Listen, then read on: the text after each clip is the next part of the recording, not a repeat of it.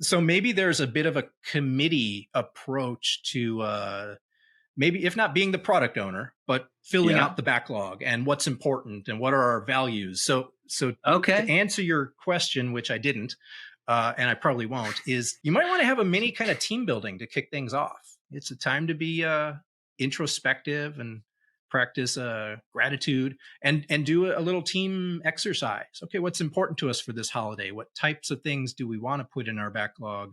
And what's the relative importance of them all?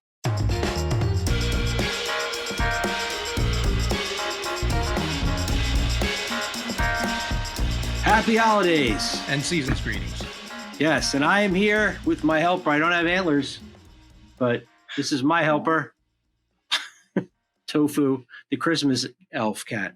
Happy holidays, Vic. How are you? I'm doing well. Doing well. Thank you, Dave. How are you doing? I'm good. We're very festively dressed with our appropriate Christmas attire, and we're going to talk about things people can do to bring Agile home for the holidays. Yes, we are. Yeah, I was thinking a little bit about this topic as you asked me last week. You know, have you ever used Scrum or Agile for the holidays? And I had to think about it. I'm sure we have, and lo and behold, yeah, I can think of one or two instances where that's the case. All right, I've got. Let's see. I made a list of. I went for end of year as well as holidays. As did I. Yes. Okay. All right. So you go first. And I'll go second. And our hope is that this will give you ideas for how you can, my helper is eating my notes, do this stuff at home and get some extra practice and maybe teach it to your family members as well. That's right. Makes everyone's lives better. So go ahead, Vic. What do you got? So you said the first thing before we get into specifics, family members. And typically when I think of using Scrum or Agile around the holidays, that's what I'm thinking of is family members. So who's in your family? And I was pitching this to my wife before we got on, and she said immediately, she said, who's the product owner? I was like, she's trick question from the wife, right? Who's typically our product owner here at home. Always your product owner. And I said, well, there's also the who owns the purse strings, who's got the vision, who's got the passion. So it feels to me like if Timmy, I don't have a son named Timmy, but if I did, Tiny Tim, if he was like really gung-ho about like throwing this specific party for his friends to come over and play with their special toy thing or whatever, the keg that they call a special toy. That's it. Yes, Timmy. Timmy's a big boy. So maybe there's a bit of a committee approach to maybe if not being the product owner, but filling out the backlog and what's important and what are our values. So to answer your question, which I didn't, and I probably won't, is iterative. You might want to have a mini kind of team building to kick things off. It's a time to be introspective and practice gratitude and do a little team exercise. Okay, what's important to us for this holiday? What types of things do we want to put in our backlog?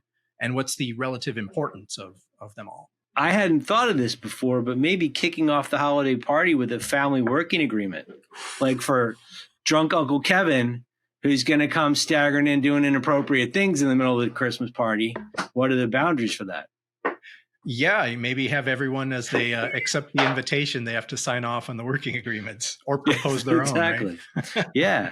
So I got one from somebody on a call the other night. I was doing a personal Kanban call, and my helper has removed one of the ornaments and is now throwing it around on the floor. As they should. What they did at Thanksgiving, I thought was a really great idea for whatever your end of your holiday event is. She was hosting dinner, and she created a Kanban on the wall of all the things that had to happen to get all the food ready to serve. Yeah. And everybody that came in had to take an activity, and some of them paired up and some of them didn't, but they were working items across the board together. Yeah. So just a great way to kind of get things started. I love that activity. Keep people's attention focused on stuff. I'm not sure if I used it for a holiday meal, but I've heard of people using it. They told me stories about it, and I love that thing. And you mentioned the word pairing. And initially when we talked, we didn't say it had to be Scrum. It could be like XP, and pair programming comes from the world of XP, among other places. And that's another tip that I would throw out there is don't think that everyone has to do things on their own. Encourage pairing. And if you have some of these projects on your list, and we'll name some other projects here coming up, but if you have some projects that you think could benefit from an intergenerational pairing opportunity, like Ooh. Grandma and Susanna, pairing up or something like that. Poor Susanna. Yeah, well, in the short term, she might think, this is a rotten thing to put a young girl through. But, maybe she learns from Grandma or Aunt Rosalind or whatever, some family recipe. We got a whole cast of people down, coming right? over. Yeah, Rosalind and Susan. We're not going to keep track of these names, are we? No. We'll try. We'll hold on to them as best we can. So these are great. I had one for. I'm going to go to one of my favorite ones. So it's a new year, right? Coming up on a new year. And one of the things that I think is a great thing to try to do is if you think of yourself as a product, your life as a product, create a vision statement for that. And maybe try to create a roadmap for the next year for yourself with some high-level product goal type things in there that you could use to sort of aim your year in a starting direction of a really positive way to go. Become a better version of yourself for the people around you, for your team, work, family, whatever. Right. But for me, like even sitting down and trying to articulate that, like, if I was a product, what would the vision statement be? This is a really interesting exercise to try to go through. And then you could show it to your spouse and they could laugh at you and throw it away and write the real one. Could be a good thing. Absolutely. I hadn't thought of that one specifically, the vision statement, but I really like it. As you probably do something like that. I do something similar on an annual basis. And this time of the year, it feels appropriate. I know I've talked about it once or twice on a podcast, but it's bringing a kind of that introspective activity to the end of the year. It's a nice kind of synchronization point for most of us, right? And then if that wanders into the area of, okay, what am I going to do about it in the term of New Year's goals, maybe resolutions. I don't like the word resolution so much, but New Year's activities or goals. The thing I use just real quick is, are you familiar with the circle? What is it called? The circle of life, I think. And it's got any number of different buckets or categories like health and fitness or financial or family or whatever it might be, career. And then kind of introspectively looking, using some kind of framework around that, or ikigai, which is like, what am I good at? How do you pronounce the word? What's that?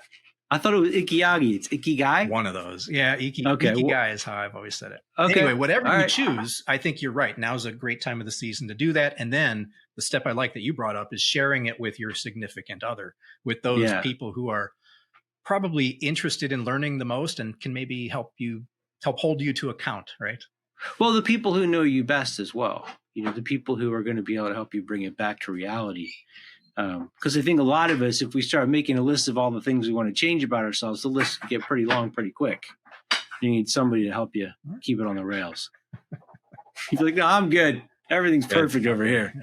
Yeah. Still have to get some decorations up, which brings me to the next project I would do is something around, like, if you're decorating the house, you might want to get an earlier start on this. If you're just starting now in December, you might be behind the curve. But if you're really into decorating, if you live in one of those neighborhoods maybe where there's a lot of decorations going on, you might put more time into planning it. Me, I've just got a string of lights and some garlands, so it doesn't take too much. But that's more than me. I think the important thing is whatever you end up doing, if anything, is just putting them, as you said earlier, into sticky notes, making it invisible, putting them in a visible place. And then maybe like a Christmas obeya, holiday obeya. Yeah. Do you do any kind of retrospective at the end of the year? Either by yourself or with your family or anything like that? We've done family retrospectives, but I don't know if we've done them at the end of the year necessarily. Okay. Yeah, we've done them like when we were looking to buy a house and we moved and Sophia going to school, things like that. But, but I do the end of the year kind of solo retrospective, if you will, as we just discussed. Yeah. What about you? Do you do something like that? The family? I do that. We don't do it as a family. No, I think we both know Scott. Scott told me that he and his wife do them on there, and I was terrified of that. And I mentioned to Scott that I thought that was completely insane. And I came home and told my wife, I'm like, Scott does retrospectives on his marriage with his wife. And my wife looked at me and said, we're not doing that. Yeah. And she's like, how's that going? Yeah. We're not doing that. So, but I do sit, I do it like on a monthly basis. I sit down and try to evaluate stuff and try to figure out, what's working, what's not working. And I think for me, I've gotten to a place of, I think with teams, with myself as well, I used to be very, very judgmental about the things like this is working, this is not working. Now I'm more curious about them. So why is this happening? Why is this not happening? It's not as much this is right, this is wrong as it is, oh, wow, okay, so what's up with that? I tend to approach it like that. So, yeah, my thought is when you talk about like an end of the year retrospective too, is the holidays can be stressful enough. And well, see, this is the Irish Catholic in me. You got to bring out all the self-hatred to pile on top of all the family stress. That's where it goes. Yeah, maybe save that for St. Patrick's. I don't know. No, on a serious note, though, the categories of projects. I was trying to think, like you listed off a few. We both listed a few things, whether it's planning a party, gift buying, decorating, family meals, that type of thing. I would say a lot of people really feel that charitable giving or participating church or community groups are very important, if not to everyone in the family clan, at least to one or two. So if they're important enough, make sure that those are put into the seasonal backlog, if you will. Too. Yeah.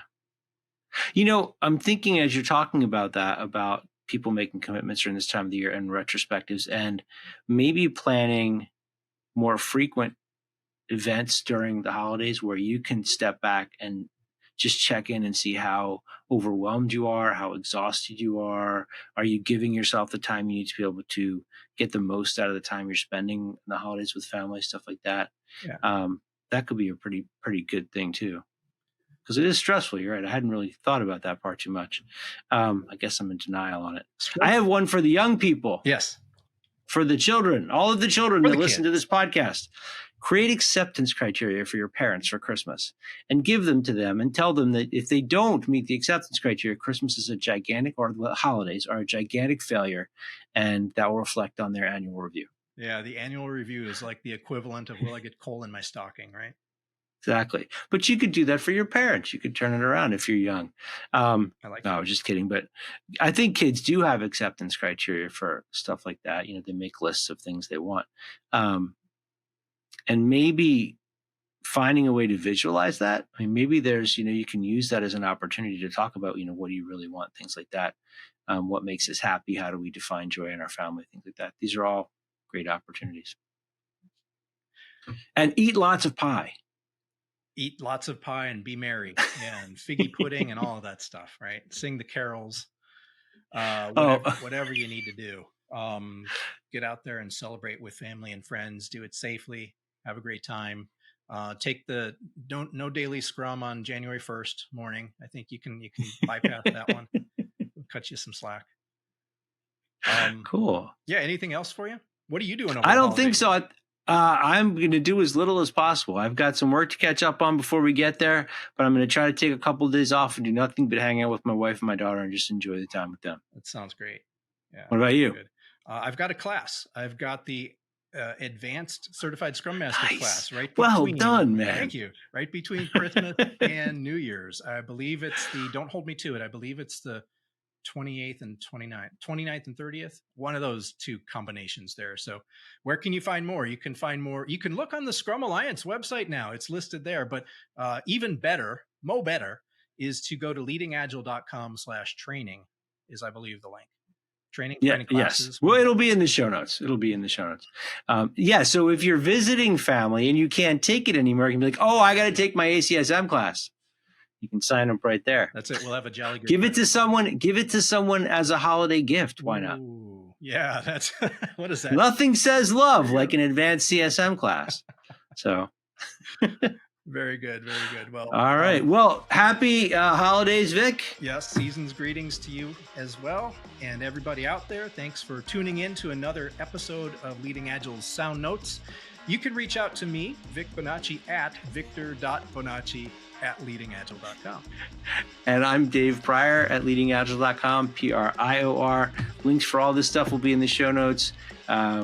Wish you all a happy holiday, and we're looking forward to kicking off next year. We'll probably start out with some activities in our podcast around getting organized for the new year, things like that. So thanks for watching.